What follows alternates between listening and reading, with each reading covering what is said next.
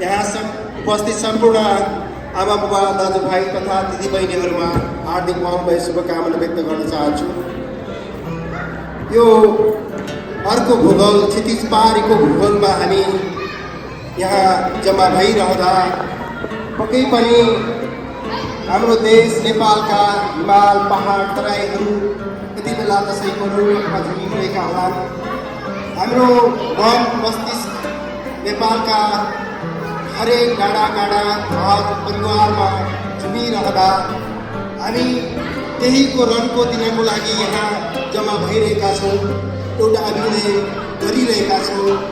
एउटा रमाइलो उत्सव, नेपालको त्यो ग्रामीण क्षेत्रमा हुने उत्सव हामीले यहाँ प्रस्तुत गर्न खोजिरहेका छौँ।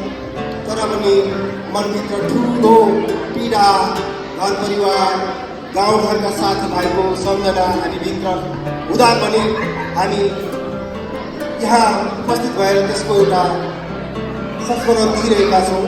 आज म धेरै कुरा गर्न चाहेन, धेरै यो प्रोग्रामले देखाइसकेको छ हाम्रो यो आतिथ्यता आमन्त्रणता। म एउटा सानो कविता लिएर तपाईँहरू बिचमा उपस्थित भएको छु। कविता त्यति राम्रो नभए पनि यसलाई सुनेर मनोरञ्जन दिनु होला भन्ने इच्छा गर्दछु। हामीभित्र पीडा भए पनि निस्फिक्री जिउनुपर्छ भन्ने भावले मात्र लेखेको छु मैले। निस्फिक्री जिउनु छ, मेरो कविताको शीर्षक छ निस्फिक्री जिउनु छ। लेख्छ उही देख्छ उही, लेख्छ उही देख्छ उही, अभिनय मात्र हामी गर्ने हो यहाँ। लेख्छ उही देख्छ उही, अभिनय मात्र गर्ने हो हामी यहाँ। रचना उसकै खेल उसकै, खेल्नु छ मात्र निर्देशन उसैकोमा। म सोच्दछु ऊ विचार दिन्छ, म हिँड्दछु गति उदिन्छ। लाग्दछ सब थोक गर्ने अनै हु, जान्दिन्न त्यो सब गर्ने उनै हो यहाँ।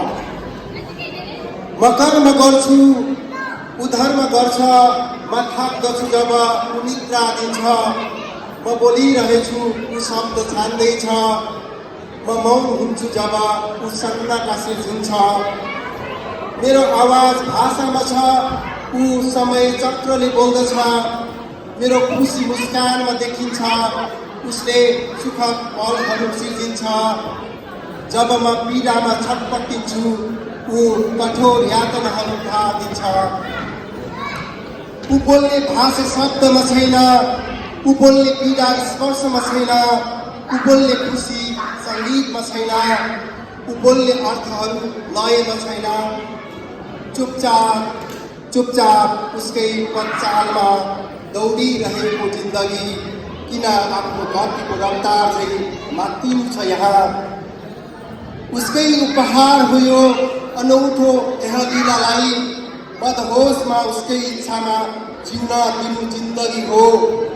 कहिले नसकिने यात्रा जस्तै, अजम्बरी मानव जस्तै, इच्छाहरूका अनगिन्ती भारीहरू, आकाङ्क्षाका पहाडहरूमा। सुख सहेलको जहाजभित्र विशाल समुद्रको गहिराईसम्म कुदाउँदै, उदासीनताका मुस्रोहरूमा, अजबका दुःखहरूमा पोविँदै, सिसाको अप्रत्याशित टक्राव जस्तै कण कणमा सकिने छ यो सिङ्गो जिन्दगी।